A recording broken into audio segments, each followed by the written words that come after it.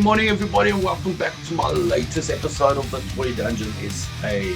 I'm Lionel Zanna, and this is part 2 of Toy Hall 25, which I talk about games. So first game that I have here is from 2005 PlayStation 2. This is called True Crime. It came out in 2003, The Streets of LA. This one is called New York City. It is about an ex-con who is now a cop, and the story is very in-depth, going about his father and the cops and undercover. This one is not bad at all. So much going on, so much you can do. It's one of these open world type of games. Enjoy it a lot and really suggested for anyone's collection, but my personal opinion, I like LA more. Next game I have here, and most of these games come from the same era, from 2000, early 2000s till about 2006. And this game I've got here is called Unlimited Saga. Came out in 2005, and this is one of those, how can I say, anime type of games like Final Fantasy, Dragon Force, Odin Sphere. Gives me that type of feel. Odin Sphere, Dragon Force, I'm mad about. I really love those games, and this one I thought would be similar, but when I started playing it, it's like I got stuck and I couldn't get anywhere, didn't know what to do. There's no tutorial, there's nothing. It just goes in circles. I couldn't even get out the village till I saw video online to help me out to understand this game a little bit better, and I saw that guy beating this game on his head. Yeah, a very difficult game to get into, but once you find out how to leave the village and start battling your foes and stuff like that, it is truly bizarre and a weird way of gameplay. I haven't gotten far in it. Very bizarre and peculiar, totally different to your normal anime type of game. This one, how can I say, is like everyone says online, it's like an open board game, which is very weird.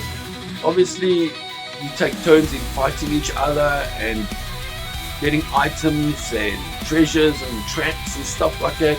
But at the end of the day, so unnecessary to have to struggle to get into playing something that's supposed to be so simple.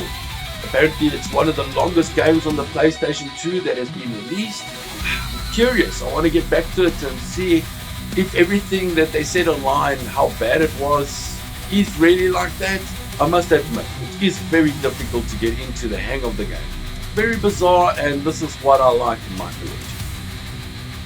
Next up, I've got here 7 Sins, and this is I don't even know how to put this game. I think it should be rated more.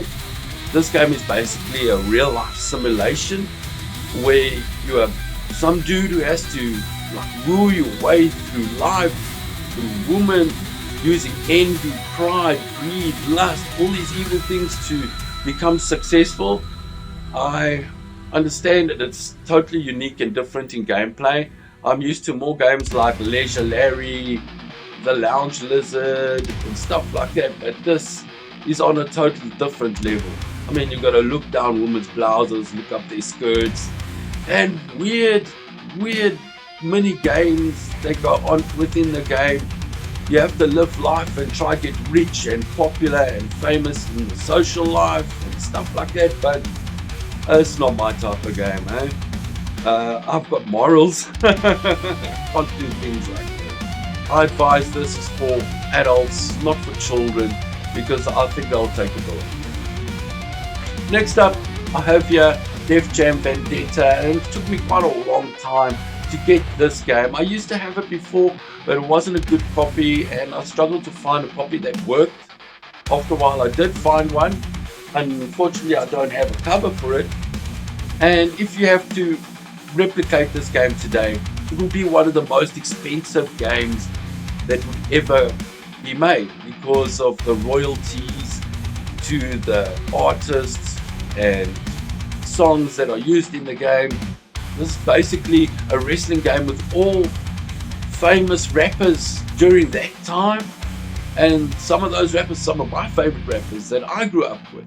And I mean, I wish there was a metal version of this game with heavy metal bands playing like this, maybe with a touch of Bloody Raw in it, but they did it, and I thoroughly enjoy it. It's like playing a wrestling game. It's got more special moves, crazy submissions, and things that you don't normally see every day. They really went all out on this. And look, I'm not a real big fan of EA, but I think they've done a real good job on this game.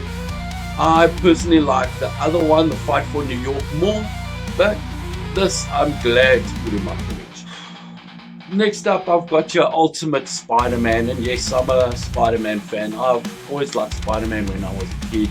This game came out in 2005, and in playing it, it's fun. I like the way that you use the web function and all the different special ways you can incorporate it to move faster, but I suck so bad at it.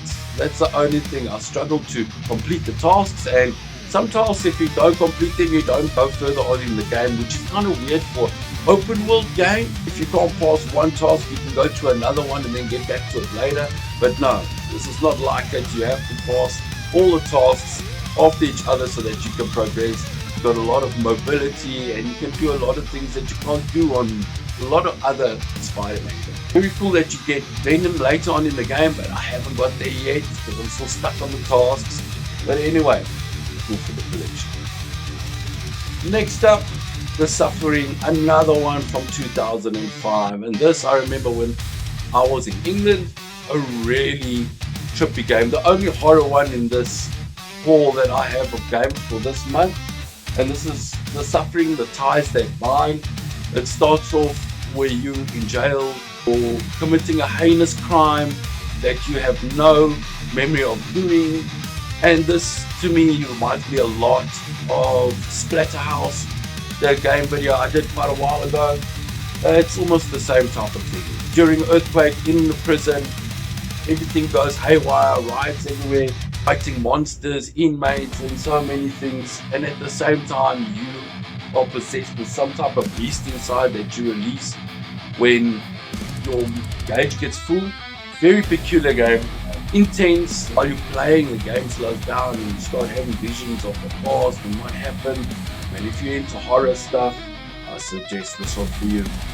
So there we go, my friends. Finally come to the end of this episode, and nothing else I can say. If you liked it, I will see you in the next one.